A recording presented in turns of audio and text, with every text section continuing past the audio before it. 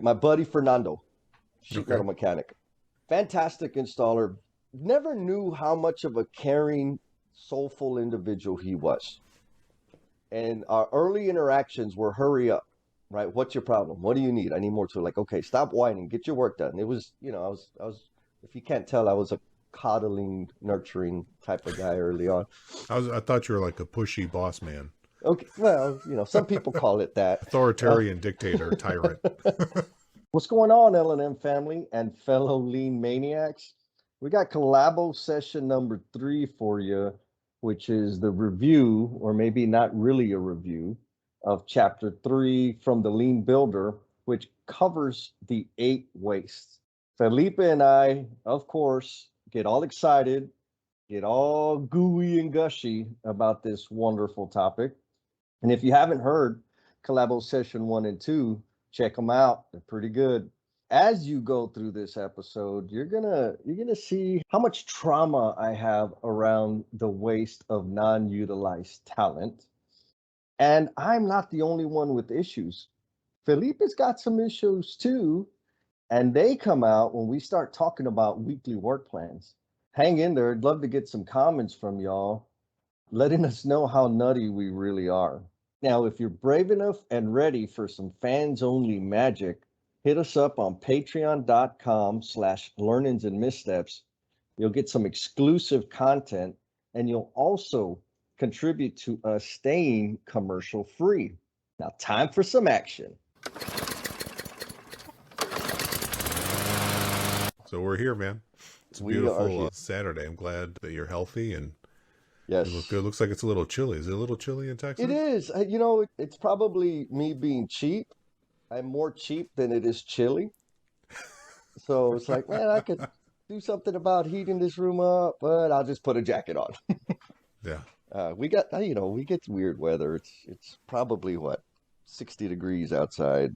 Oh my God, it's like freaking hot. It's only 48 degrees out where I'm at. Oh, no. It's 54 degrees. It is a blizzard outside right now in San Antonio. So did you read? Yes, I did read. I was out. You and I had to flake on you on our last scheduled engagement, and I was like out for about 2.5 weeks. Like, didn't even work. I can't even believe it. 2.5 weeks went by that fast. Man, the strange thing is the brain fog. I edited a whole podcast episode. Mm-hmm. Don't remember doing it at all. Is it good? Of course, it's amazing. Anyways, my point and all that is I'm still playing catch up on work and house, all the stuff that we got to do. Sure. But I knew I was meeting with the masterful Felipe. So I got up extra early this morning, got my reading done, reviewed my notes, so I am prepared. Excellent. Yeah, I got up over an hour ago. It's pitch black dark outside. I said, wow, Jesse's been awake for like over an hour. Yes. I could just tell. I knew you were already up. Oh, yeah. Yeah. Yeah. Had to do it. Got to be ready. And ready for the audience, right? I mean, we want to That's give them right. something good. We want to provide some value to the time they take out to listen to us ramble. Let's kick it off. Let's do it. We're reading The Lean Builder, Dun, dun, dun. Chapter 3, The 8 Wastes. Deep stuff here. Maybe you should lead it off because you already know I like skipping ahead all the time. I know you do. So here, I'll set the tone and then skip us ahead. So in Chapter 3, you're only a third away into, there's 7 chapters in the book. And in Chapter 3, Sam doesn't get it yet, which is real life. Mm-hmm. Like, it takes a while to get some of this stuff.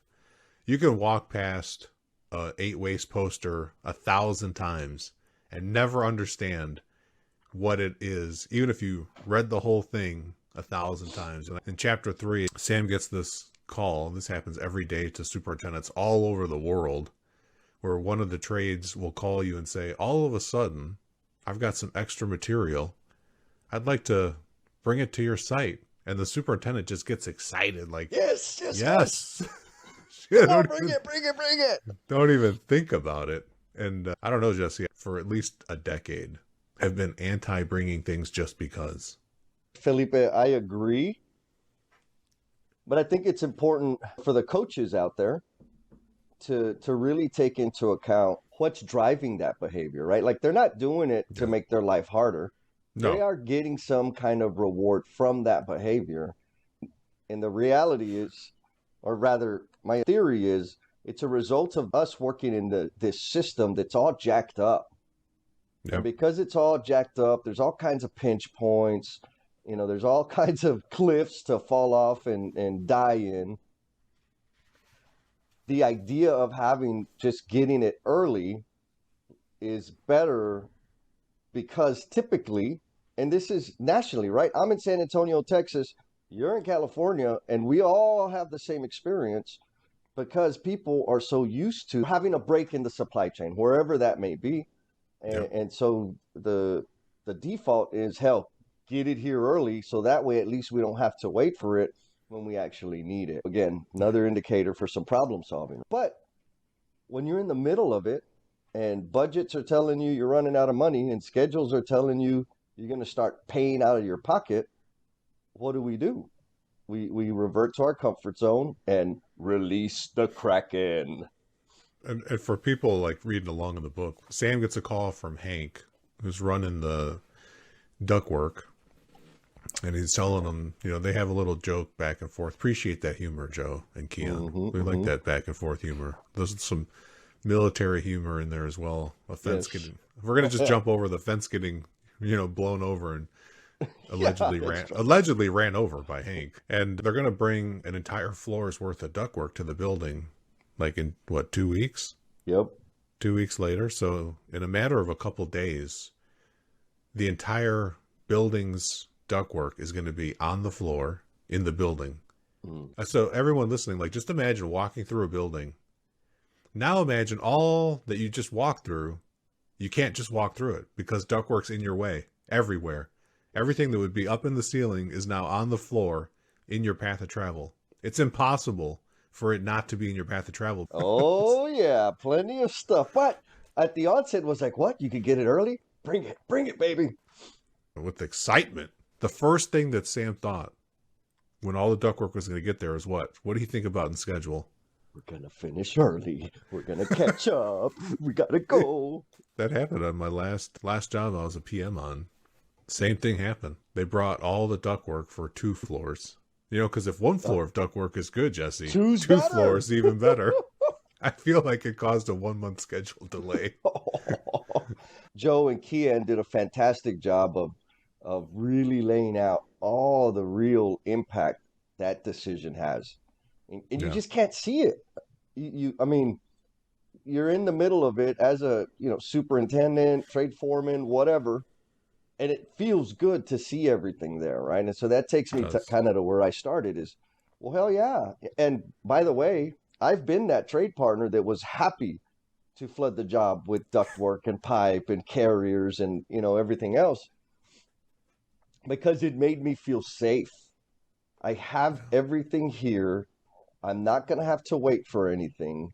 I'm not going to have the frustration, negotiation back and forth. Well, can you send me some of it? What can you send me? All of this mess, back orders. It's all here. I could touch it and it feels great.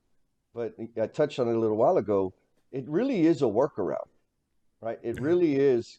Getting it early is a Band-Aid to a bigger problem. And as we go through this, they highlight the compounding problems associated with getting all that stuff here early.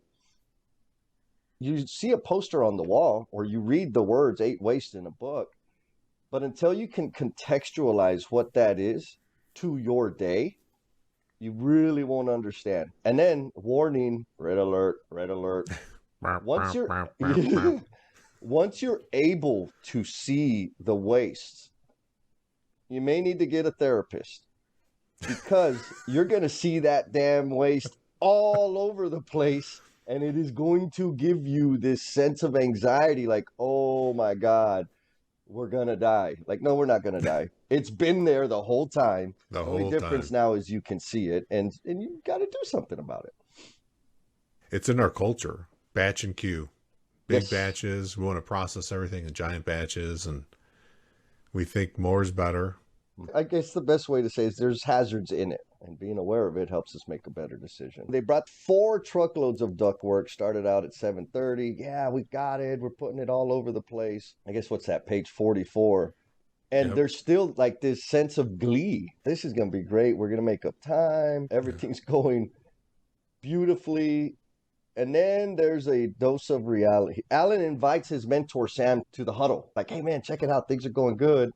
No, Sam invites his mentor Alan to the huddle. Oh, I got him flipped. So Sam invites Alan to the huddle to kind of show off, right? Look at what I've been doing. Look at where we're at as a team, unknowing that there is a problem about to blow up in their face. I'm glad Alan's there to witness it, if nothing else for comedic relief. Because once you see, it's kind of predictable what the dominoes are going to fall. Reader, for the first time checking this out, this is not fiction. This is real. Jesse and I have seen this hundreds of times. Hell, I've done it. I've done it many times. So they start going through the daily huddle. It eroded from a huddle to talk about what work was going to be done to a huddle that was talking about what work couldn't be done, which is never fun. And guess what? The main reason these different trade partners could not do their work was because, drum roll, please, ductwork is blocking them. Receiving this duct early and distributed it throughout the floors constrained people from actually physically doing their own work. And that's when the perfect venue for some teaching arose. It just delivered that day. It's been less than an hour. Yes. And there's already damaged ductwork. Yes. In less than 60 minutes. Yes. Which is so real. Yes. Oh, my goodness. When I used to play out there, we would give me my duck, give me my duck. And, people would tell me like, Jess, aren't you worried about damage? Like, no, it's good. We're going to have the ends covered. It'll be protected. Yeah, saran wrap Yes, is going to protect metal. Exactly. And then even better, that saran wrap, all that does is call for people to go poke at it and pop holes in it, right? And then after they pop the holes in it, guess what they do? They throw in San Antonio anyways, breakfast tacos. They come in aluminum foil. What do you find in the duct? Aluminum foil. It just ends up like it just keeps degrading and degrading, man. Because rectangular ductwork, when it's stood up and it's like a short piece, it looks like a perfect garbage can. Yes. Even though it has no bottom. That's just trivial consequence. No one cares about that. Yep. And if not, at least it's a target for us to try to throw stuff in. Check it out. I bet you I can make it in there. I mean, I'm not making fun of people, but these are behaviors. These are things that happen. Like having that extra junk stuff there, rather having it before it's needed. Yes. Triggers all these other behaviors within our people out on the job site. And what will we do? We will blame people. Stop sticking, stop popping holes in the saran wrap. Stop throwing stuff in the duct. Yeah, okay. But how about not have it there? And in those meetings, it's always the general contractor talking down hard on the foreman, as if the foremen are the ones doing that stuff. Like the foreman said, today, in order to achieve budget, we've got to pop holes in saran wrap. Then on the next page, it really surfaces the largest contributing factor to that situation. The decision was made. It was a siloed decision between two people. Yeah. They did not get the expertise and the perspective of everyone on the team to make the appropriate decision for the team. What do you think about that?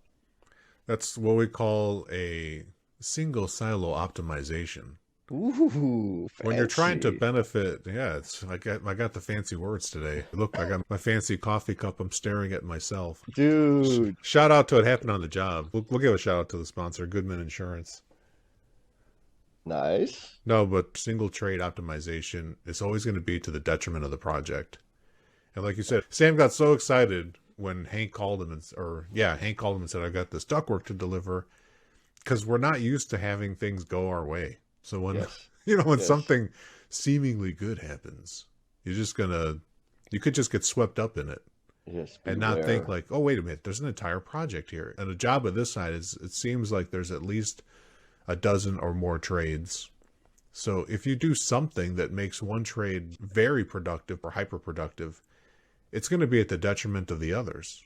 You have to always be thinking optimizing the whole project, not one single trade partner, which we often see. I'm kind of glad he didn't do it to the drywaller for a change. I think we see that happen most often with sheetrock because there's warehouses all over the United States and the world, in every major city, full of drywall. So it's easy to make it just show up like magic. It kind of reminds me of the evolution of my thinking. There was a point in my career when, rather than argue about, no, I don't really need everybody, I kind of decided to let's just agree to disagree because I still don't need you. Man, the chip on your shoulder is like Little almost as bit, big as your head. right? I mean, geez. We talk about pull planning. The other thing that happens in pull plans that's kind of invisible is that trade partners, or rather Jesse, got to understand how his success was interdependent of everyone else's success. I got to learn that my handoffs helped people, which helped me. I get this question often like, man, well, we already did a pull plan for one room and we're just going to count. Like, okay, but there is variation, right? In the Yes. rooms, there's different layouts, there's different people, all that stuff. You're on a project for 18 months, the likelihood of having all of the players stay the duration of that project are very low. Yeah, it's Um, basically zero. right, thank you. And in the pool plan, we're making commitments. There's some outcomes that we need to have, but some of the outcomes that aren't explicit is, as a trade partner, I start learning how there's this interdependency in order to achieve success. So that whole little rant there is about how do we help a trade partner get from, it's all about me, I need my ductwork, I need my plumbing, I don't care about anybody else, to say, oh yeah, if I do it this way, it's going to help me in the long run. That's a reasonable expectation out of a few cycles of pool planning. Totally is. With Sam and Alan, Alan is being very intentional Hmm. with Sam because he wasn't ready to just jump to pool planning because it would have just blown up. And it, Hmm. it blows up. When I say it blows up, I mean it's going to utterly fail. And Yes. I think if you haven't prepared your foundation for how to even be thinking differently, you don't have a chance. Your success ratio for planning is 0%. You can't do it. Now, don't Yes, get me wrong, yes. trade partners, you're listening out there. If you're on a job and the GC is currently not pool planning, you can absolutely pool plan yourself and still be completely successful as compared to the rest, and maybe even spark some curiosity. Yes. And if you're out there listening and you know the 8 wastes and you're on a job and it's clear as day based on what you see day in and day out that you're the only one that sees it, throw a book at somebody. It's available Yep. on Audible too. Find a meaningful way to engage with people, just like Sam does here. Sam Yes. gets walked up to the second floor by Alan, and he's like, let's just look at it. Let's Yep. see what that decision manifested. And they go start checking it out. Fantastic point. There is some foundational learning and knowledge to be had and build upon. We don't start with calculus in first grade, right? Nope. So this is a recent learning that I've had. We're talking about the 8 wastes a whole bunch, and as I was reading through this, it like conceptually, it's easy for me to understand what the 8 wastes are, and I've spent a lot of time learning it and practicing it. Now, when I go and interact with an installer, let's give them a name. I'm going to go talk to Josh, Okay. and Josh is an electrician, and he's installing light fixtures. And when I go to Josh and say, hey, Josh, I've been observing you. I've been watching you for about 20 minutes. Thank you. You're wearing all your PPE. You're lifting it appropriately. Your work area is clean. Appreciate that, man. Keep doing that. But I see an opportunity in your work to eliminate waste. That sounds like a Oh very man. helpful. It sounds good so far, right? No, it doesn't. That sounds so rude already. Thank you.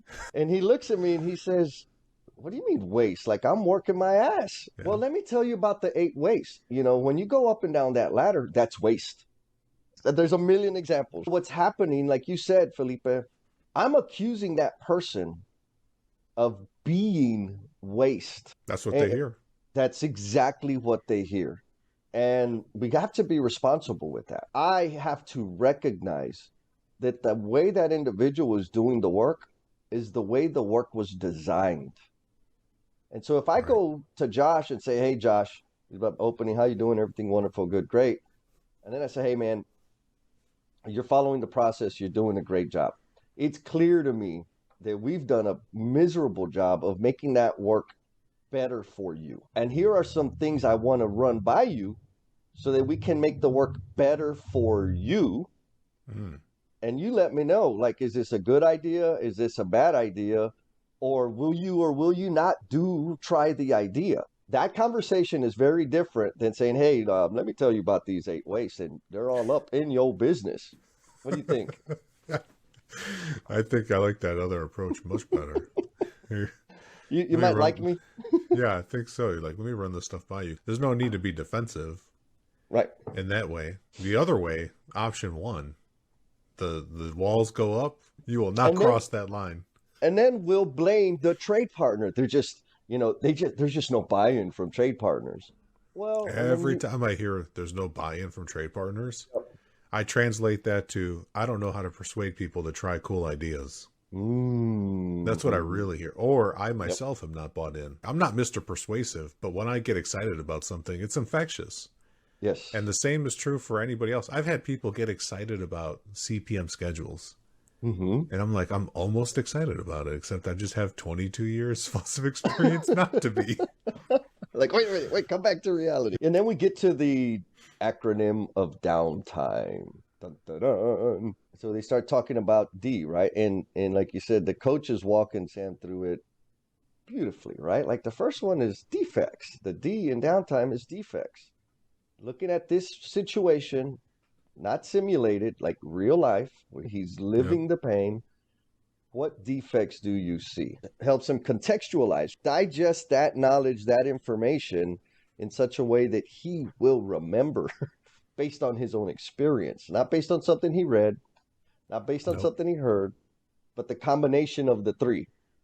Heard it, read it, felt it. And Alan doesn't even have to even tell him to write it down. He's just, he's already in that coachee relationship. You got to lay that foundation down. And you remember how Joe and Keon set this up. That foundation for Sam and Alan goes back decades. Yes. So coaches, you figure out a way to approach people so you can get into that coaching, and better coaches can do it faster. So he just gets them to agree and see that defects are problematic. And right now, since that's nothing that he's directly done, they're just looking at some damaged ductwork on the floor. There's no reason for Sam to be defensive because it's Hank's problem right now. But no, Sam, it's your problem too because it's your job. You made the decision to bring it early. Yeah, and then the second one is the overproduction. And Alan's telling him he's just going in order. DOWNTIME, downtime. Yep. And that overproduction, beautiful definition there. Having it too soon before it's ready.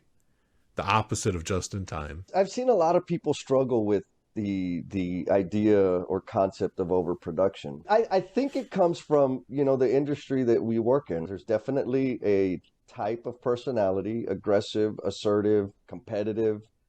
Type A.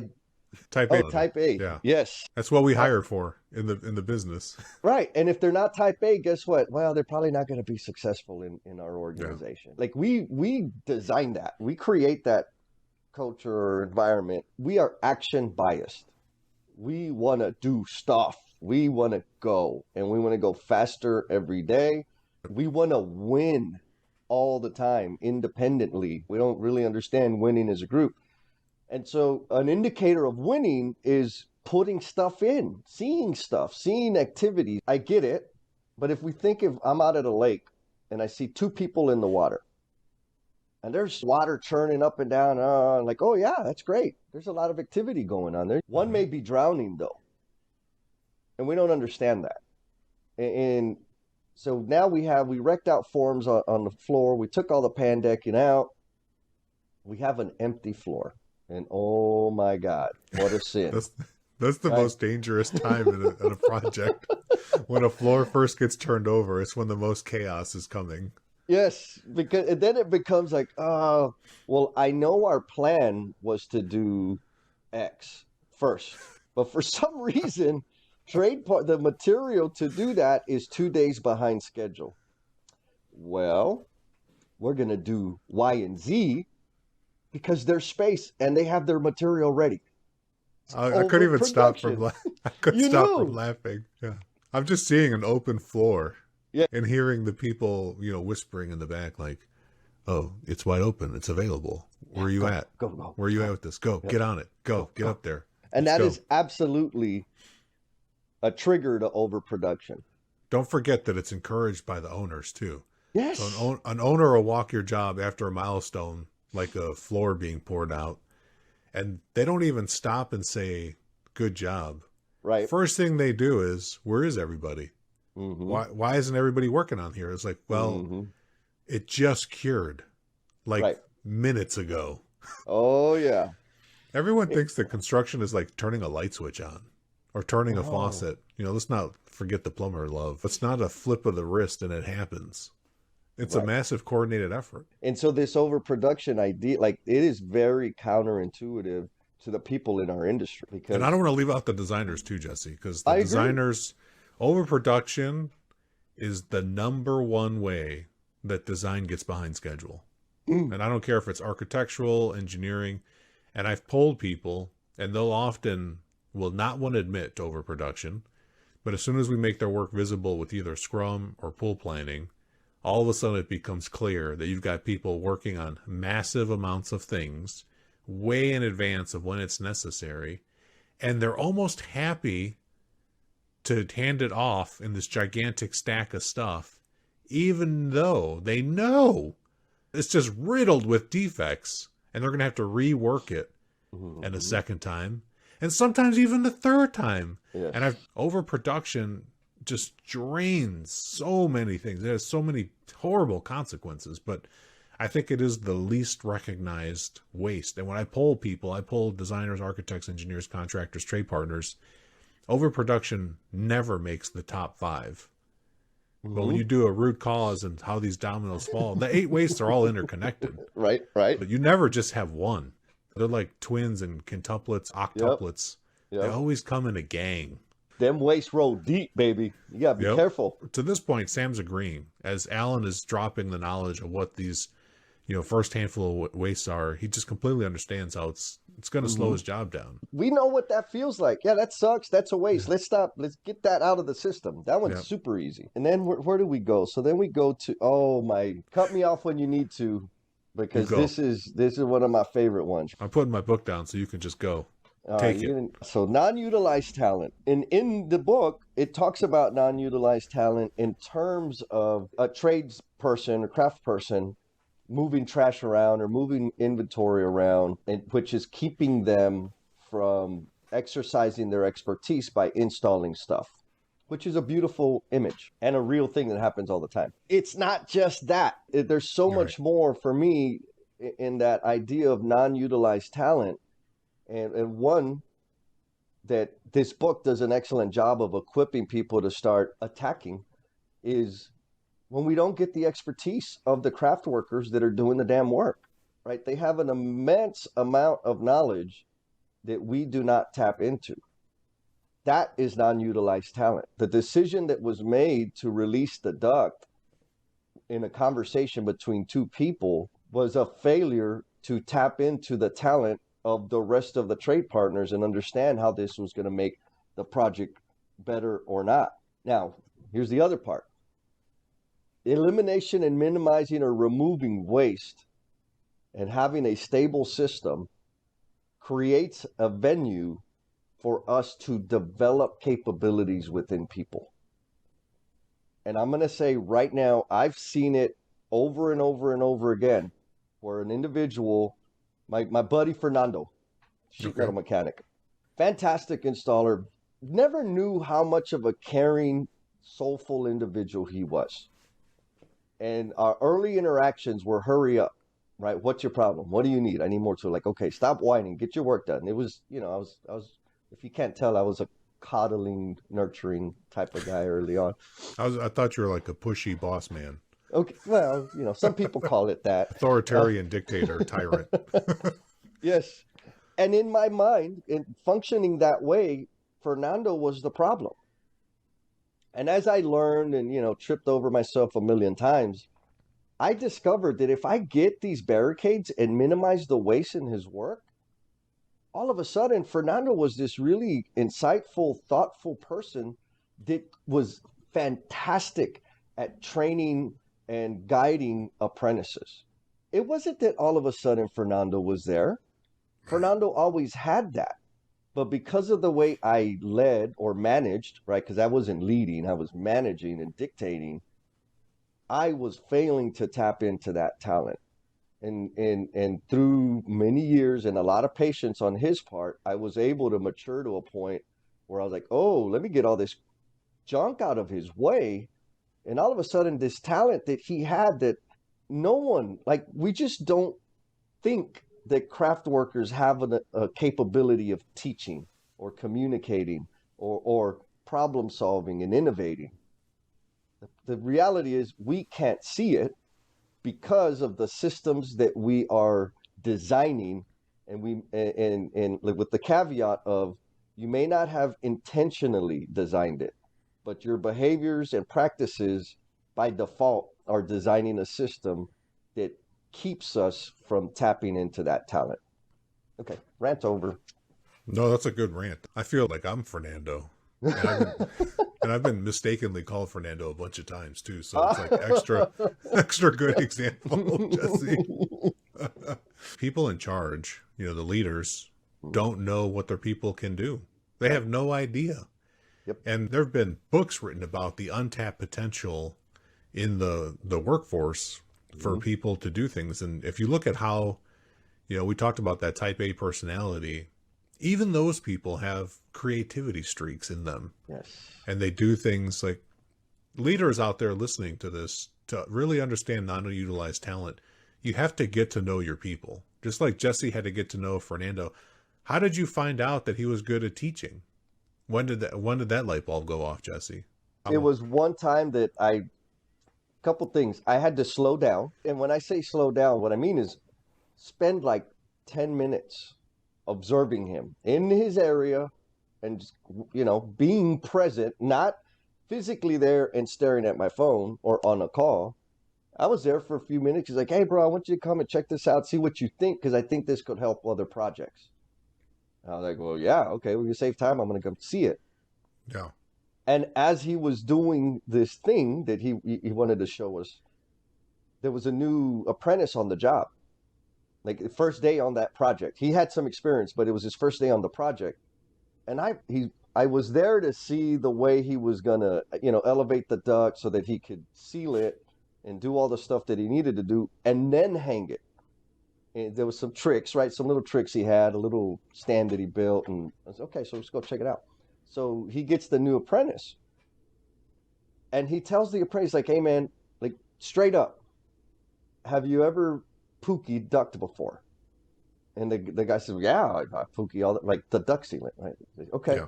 Well, show me. Like, I just want to see how you do it so we're on the same page. So nice. The apprentice shows him, and he says, okay, that was good, but here's a couple of things that I noticed you didn't do. On the corners, right here, you need to like pack it in, and you need to do, and boom, boom, boom, right? And if you want to keep it off of your body, here's how I would recommend you set up your little Pookie bucket and your brush. And I was like, and that took like 2 minutes. Yeah. I was like, oh my God, this guy's got magical skills. Like he's a teacher. Yes. He'd always been a teacher. I just failed to see it. And me pushing, yelling, screaming typically means, hey, dude, seal the duct. We got to go because Jesse's going to come and scream and yell. And then because he didn't teach the person how to do it appropriately, guess what? When we went to duct test, there's going to be a ton of leaks because he didn't train or teach the individual. And we're going to go back and on a damn lift through ceiling grid and fix all the stupid leaks in the duct. And why? Because of me. Yep. Back to your question, how did I discover that? I had to slow the hell down, which is very difficult. And then even more difficult, I had to listen, like listen with my eyes and my ears, I like and that. understand what was actually going on. That should be a TikTok. Listen with my eyes and my ears. We'll make that song. Baby. Shout out to Fernando. Ernie! Teaching that next generation. Non-utilized talent is that hidden potential in every team, every person, even yourself. Like, you know, both of us, Jesse, you and I talk to each other. I think we equally mentor each other. And we tap into, in these conversations where we're intentional, to discover things inside of us that we didn't know we had. Yes. Like I'm finding out new things about myself every day. It's, I mean, if I can do that, Yep. then anybody can. You know, we got to do the Rocky Five. If I can change and you can change, everybody can change. The non-utilized talent, I'm going to hit it again and then I'm going to stop hitting it. One more time, hit it. You know, people ask me like, Jess, why do you do this lean stuff? Like, why do you like coaching it and teaching it? And for a long time, I didn't have an answer. And so I really had to think about it. And the truth is, when I was a first-time foreman and I got introduced to tools, right? Weekly work plan, 6-week plan. Then I got introduced to 5S. And then I got introduced to the rest of LPS. And the more I practiced and used, well, rather practiced the tools, because it took a lot of iterations for me to be able to use it in such a way that it produced a better result. What that did was it created some bandwidth for me to learn more things and understand things deeper and listen to people and build relationships. And so as a result of practicing the lean stuff and continuing to learn, it helped me discover a talent for teaching, and obviously talking is maybe not a talent, but it's something clearly I'm pretty good at. Right? I'll say it for you since you can't do it for yourself. Jesse is a talented speaker. Thank you, sir. Thank you. But I never would have discovered that. I discovered it as a result of practicing the different tools, learning the concepts, understanding the philosophy, the purpose, the intended outcomes of all of these things. And as a result, my career trajectory was like to the moon, baby. And so practicing, learning, adopting this lifestyle or this way of thinking has enhanced my quality of life over and over and over again. And I know for a fact that it's done that. And that's why I want to coach and support people in their learning, because I can help them make their day suck less. Absolutely. Love it, Jesse. Okay. Yeah, you're already, we couldn't even get through all the 8 ways before we had to jump on like why you'd even pay attention to it. Early on when I learned this stuff and I had it, I got it down. I would just jump over it and be like frustrated with people obsessed with eliminating waste. And it took me like 3 years of just crashing against the wall on why is it so important to remember that you don't have capacity when you first start. Yes. You're running yourself like too close to 100, but you can't sustain that. I can sprint maybe across a crosswalk, right? But I'm not going to sprint a 100-meter dash, and I'm definitely not going to sprint a marathon. So when you're first starting out, recognizing the 8 wastes and then avoiding them, getting them out of your life is a massive capacity builder. Yes. And for some people, especially newer people, 90% of your workday is in waste. And it's not learning curve. It's like Jesse said, you're in a system designed to make you do these wasteful things. And it's not you. You've got to recognize them and learn them. So, I mean, readers out there, reread chapter 3 multiple times until you get it and put them into play so that you can increase your capacity to do more of what you want and discover those talents, develop those talents. I always do this, Jesse. Here's my Felipe's dirty trick to see if people get it. Okay. If you understand waste, and most people just nod politely and tell you that they get it, I ask them like, what are you learning during the workday? And that's the response I get. Dead Mm-hmm. silence.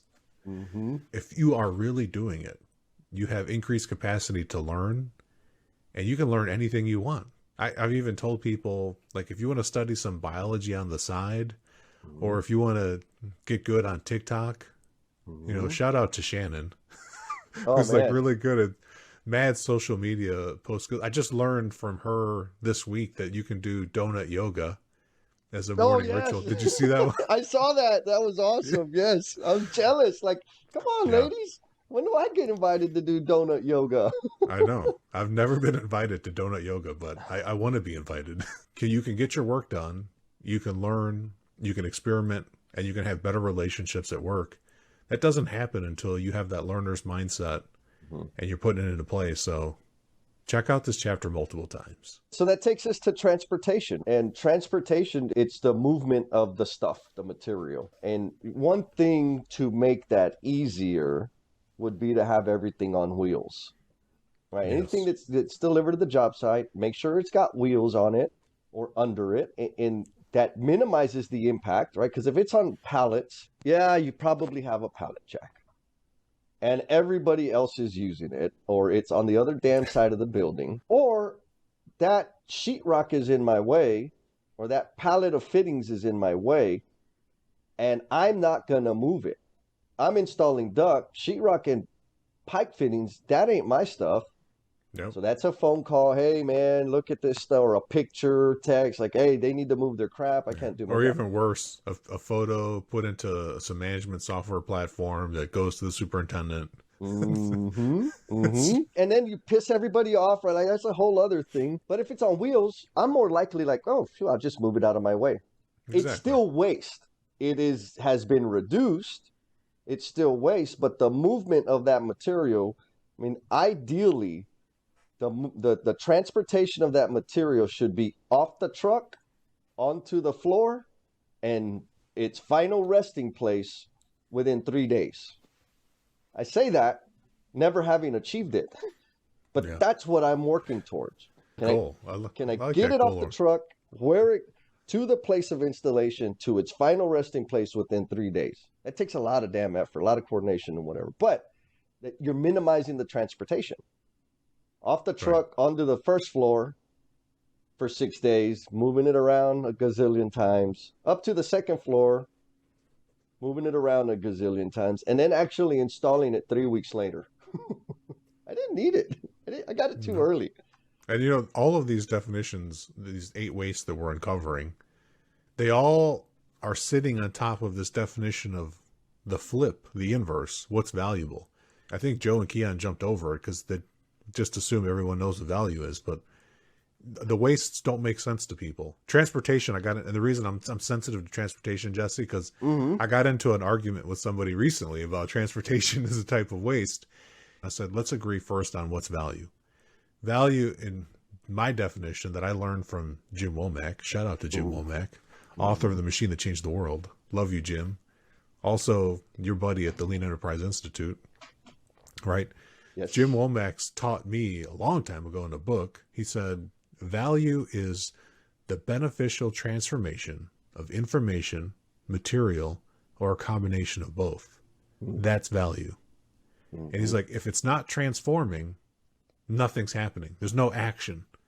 And I love that definition because it's so Yep. action oriented. My type A Yes. side is like, Yep. Got it. Got it.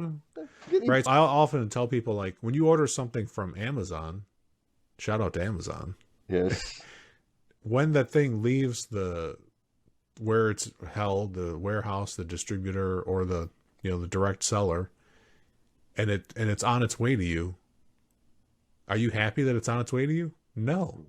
You don't get you don't get satisfaction until you have it in your hand. That transportation is a necessary evil because you don't live in a warehouse. Mm-hmm. So you have to wait for it. See, and it's coming to another waste that we just passed. Yes. Right? They're all related. They're all interrelated. We want to minimize transportation. That's why Amazon as an organization, when they scaled, created distribution warehouses outside of most cities, or right on the city limits of most major cities. And they can do that 2-day shipping, that they tell you that you get it free as part of your membership. It ain't free. You're paying for it. You're paying for it 100%. But they can bring the cost down to deliver rather than a centralized place where everything's coming from one spot. So that's a different thing to think about. Beneficial transformation of material, information, or a combination of both. When you have that value definition, then it's easier to see why transportation's a waste.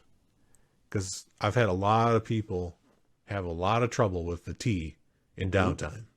It's gotta happen. I think it's right, and we pay for it too. Like we pay for shipping, yes, and people just assume because you pay for it, it's valuable. That's, like yes, right, just because you pay it, that's a necessary evil. I pay for the doctor, right? When I'm not taking care of myself, that doesn't mean it's value. It's because I have wasteful behavior that is creating an unhealthy situation. Like, yeah, it's keeping me alive. It's going to help me live a little bit longer, but it didn't have to happen. It's a result of bad decisions. Yep, completely preventable. Especially in your that's case, a better. Jesse. Yes, thank you. That's a better definition. Not bad decisions, but preventable behavior. Right. I like that. Oh man, I'm writing that down. Yeah, transportation, Jesse. You got me inspired, man. I started running. Oh, and that's transportation of myself.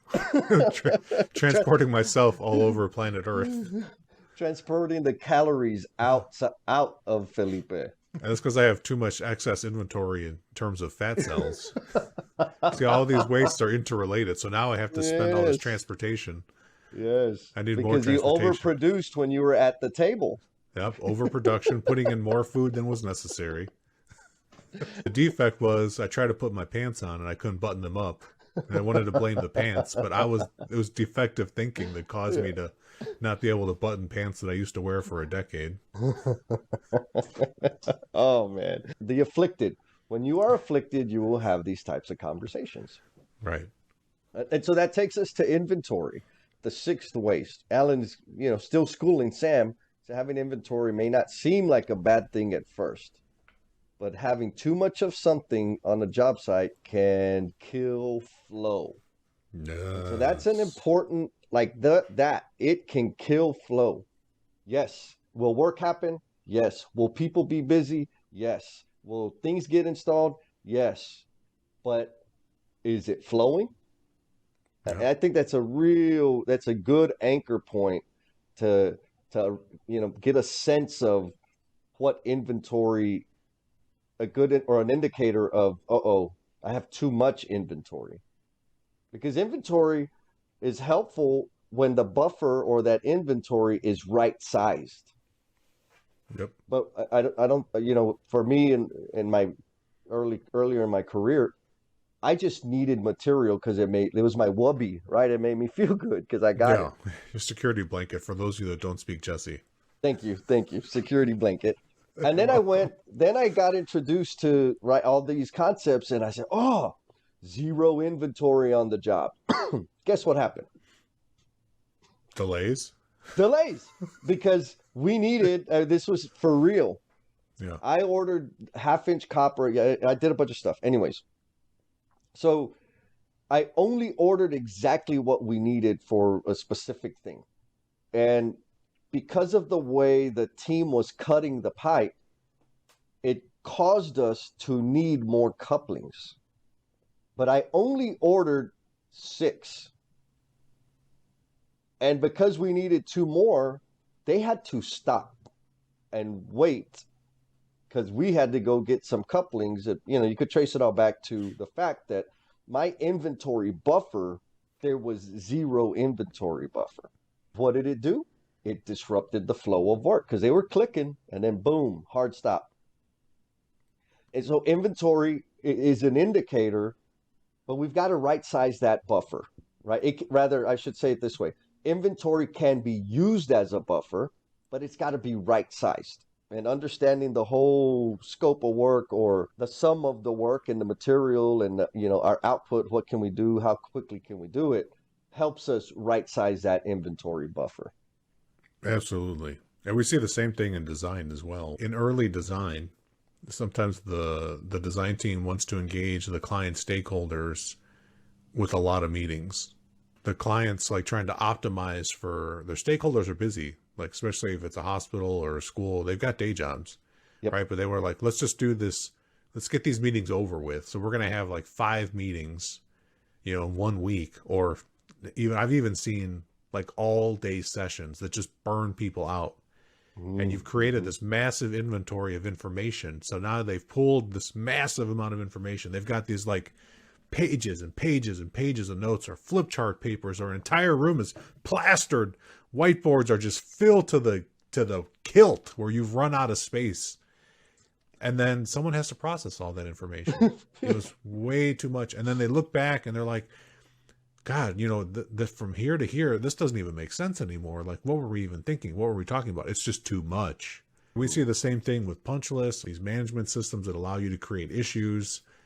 It just encourages excessive inventory, going way beyond what's necessary and what people can handle, because holistically, we haven't looked at our system that we've created, that we're living in. How much information, how much throughput, how much flow, what's our flow rate of good, valuable, in-place, high-quality work? You can't exceed that throughput until you make changes to your system. Right. So if we're on a team, Jesse, like your crew, how many people are on that crew doing those fittings? 3 people. 3 people. So that 3-person crew, they have a certain output. Yep. And you could have stepped back and said, like, based on their rate, am I feeding them with enough stuff so that they can continue to have a smooth flow? And if you need to speed them up, you don't think just throw more material at them. What changes can we make so that the work can flow easier?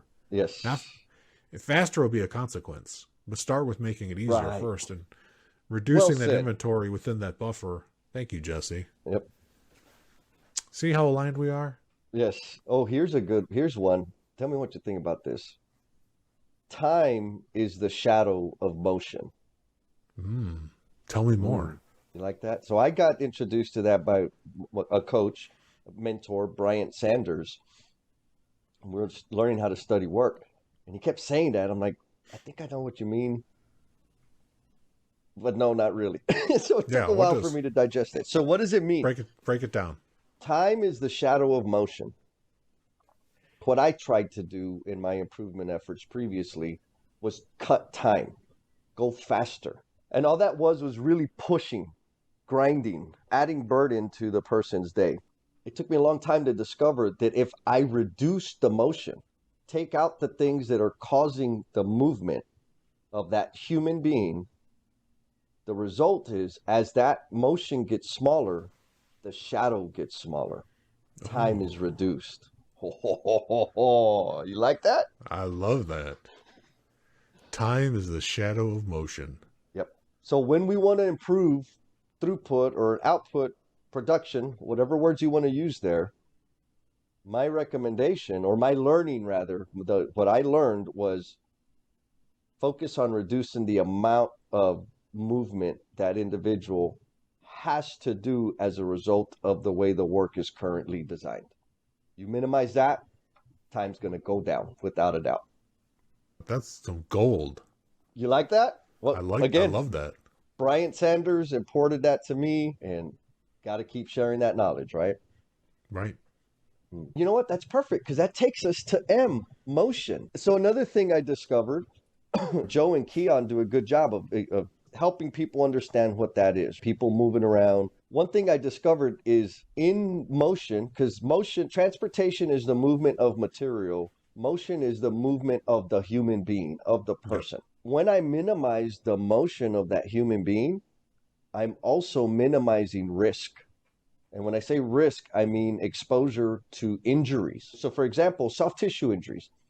If my work is set up in such a way that I've got to lift this 40-pound bar, and I've gotten 80 of them to install, and I've got to bend down to pick that up and install it, typically we would say, don't be a whiny boy and do your damn job. And guess what? I will do it.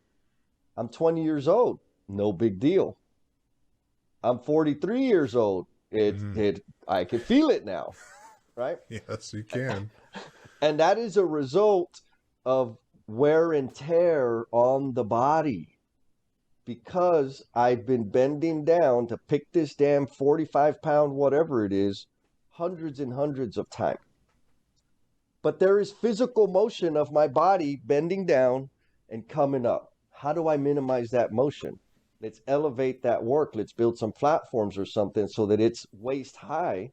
And now I'm grabbing it and staying strong, picking it up and installing it. So by minimizing the motion, we will also improve the ergonomics of the work, and people will feel better. I mean, real life example. We did this with an electrician who was on the verge of retiring, and did some things to minimize the motion or improve how he had to move throughout the work.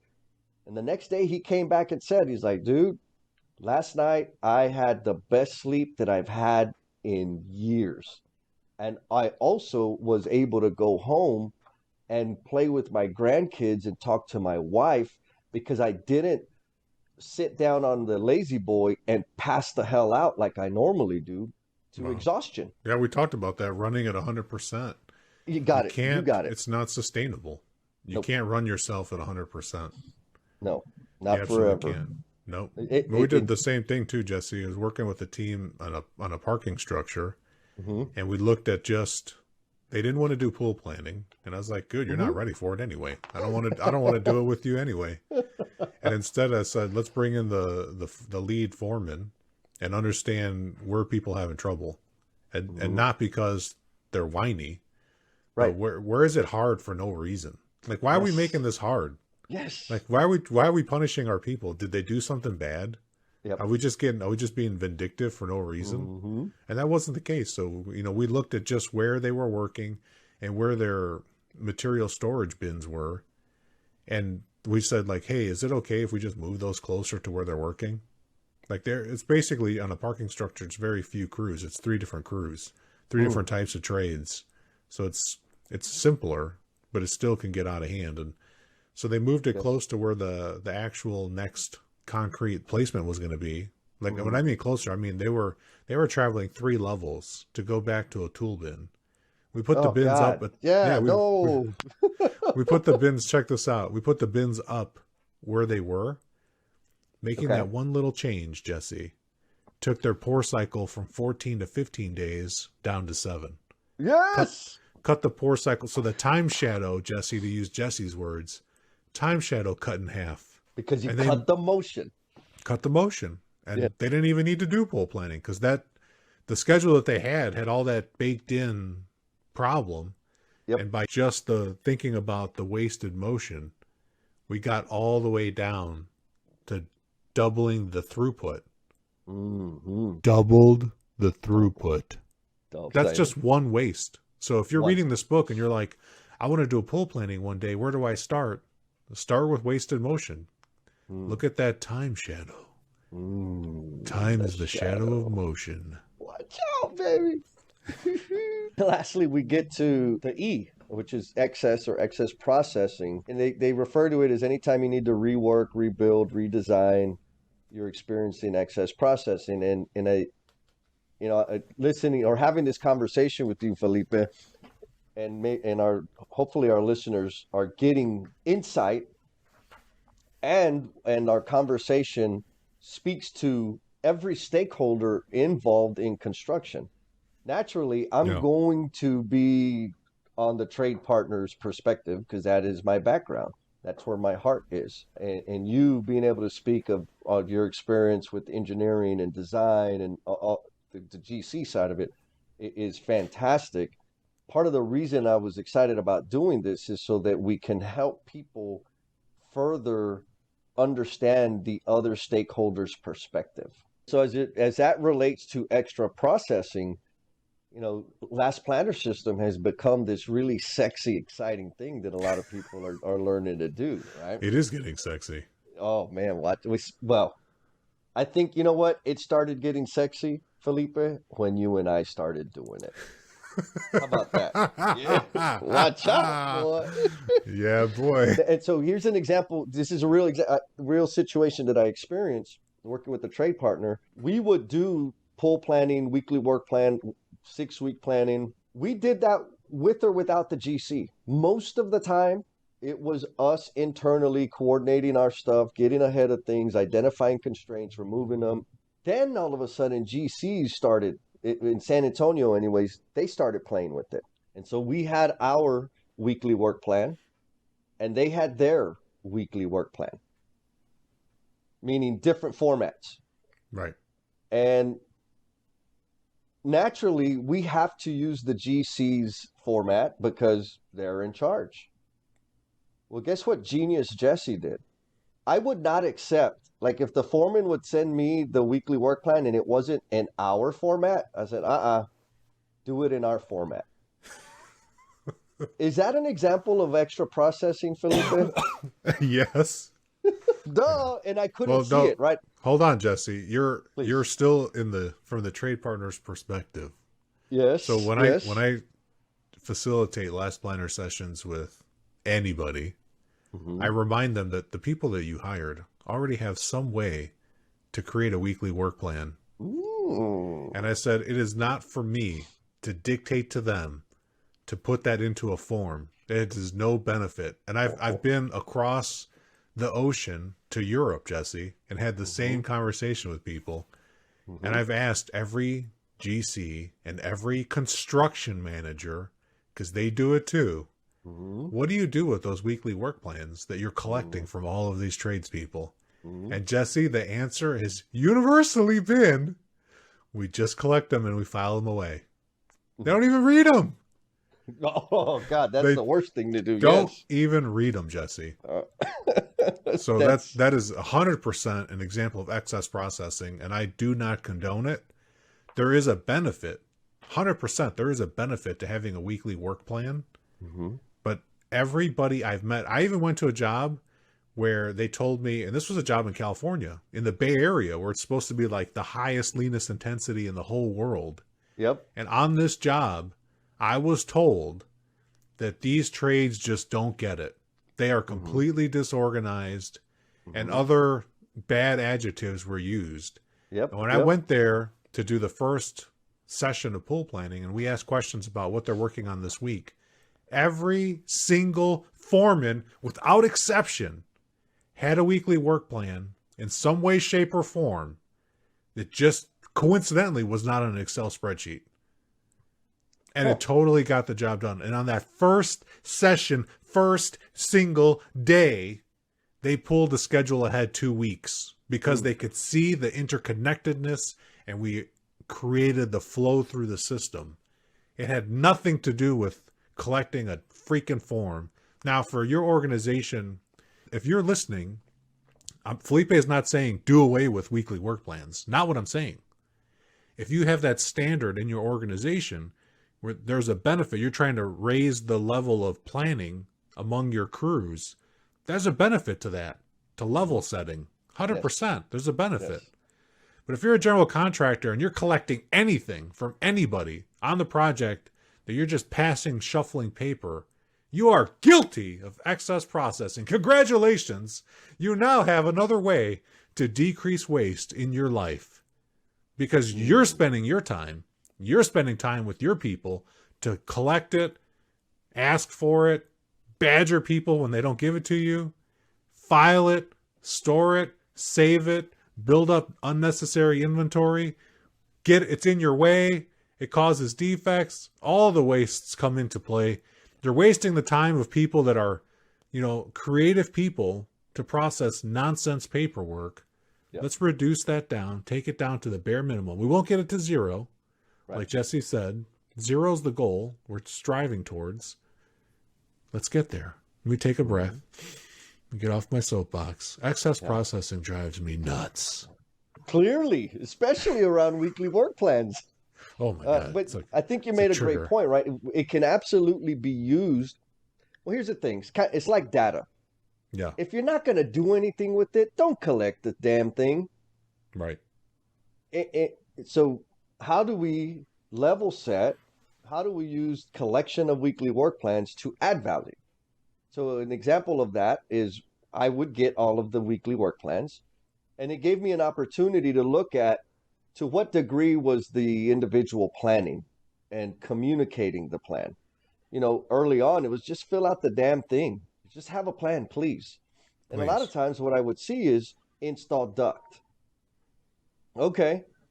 So if you install 1 foot of duct, your PPC is 100. Yeah. So I was Right. like, okay. So now I understand where you're at in your understanding of what we're looking for.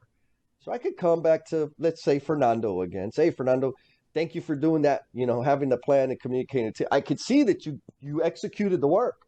What do you think about, instead of saying install duct work, getting specific and measurable?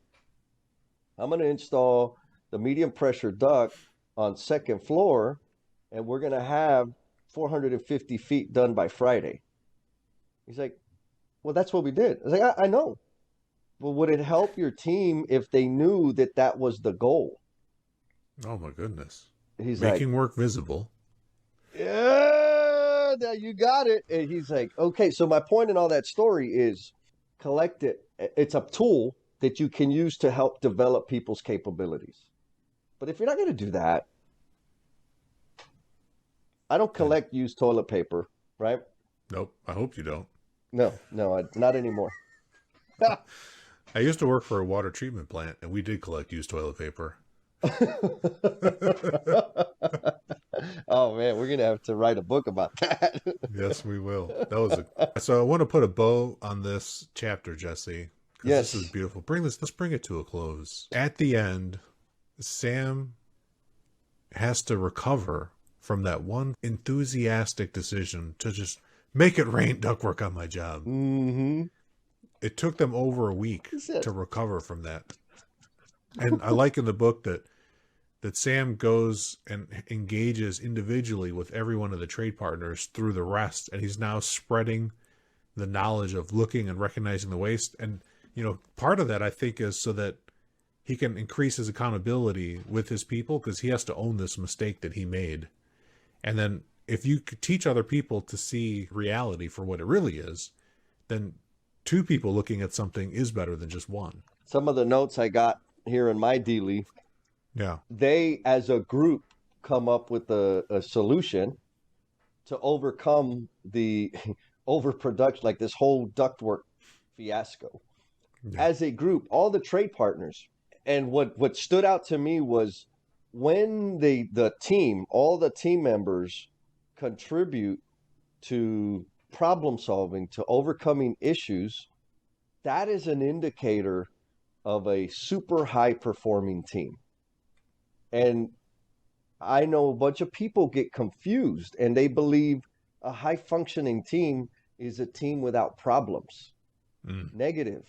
A high Negative. performing team is a team that works together to overcome the damn problems. Maybe nuance, maybe a small nuance for some people. But just like in pool planning, when people are saying I can't because, they're surfacing constraints.